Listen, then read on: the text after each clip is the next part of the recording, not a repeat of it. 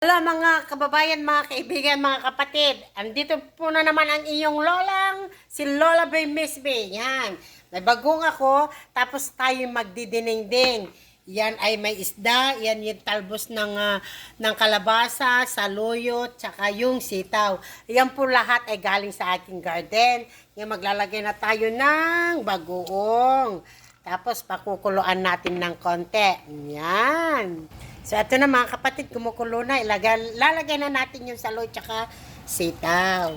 Ilalas natin yung talbos ng kalabasa tsaka isda. So, ilalagay na natin mga kapatid itong talbos ng kalabasa. Yan. Tapos yung isda. Oh, sarap niya. Tingnan nyo na mga kapatid. Yan, di ba ang sarap? Ready to serve na. Ilalagay ko na lang sa pinggan. Tapos kain na tayo. So, yan na ang aking pagkain mga kapatid.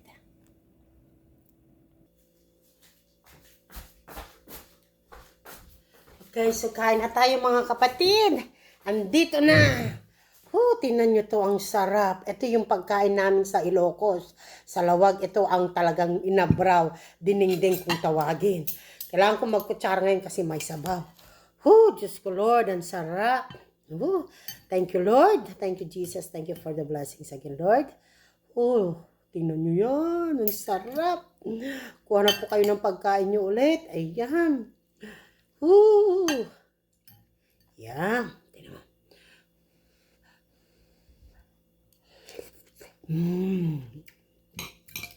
Kung sa lengguwahe ko pa, apo, ang sarap. Gimar. Yan.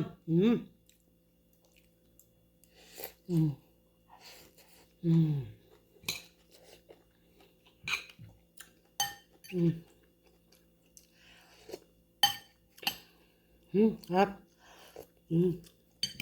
Ang tamis ng sitaw. Tapos yung dahon na, ay, yung talbos ng kalabasa. Tapos yung saluyot. Lahat bagong pitas.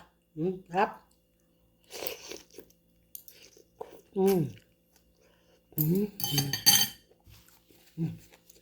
Bye-bye. I love you all.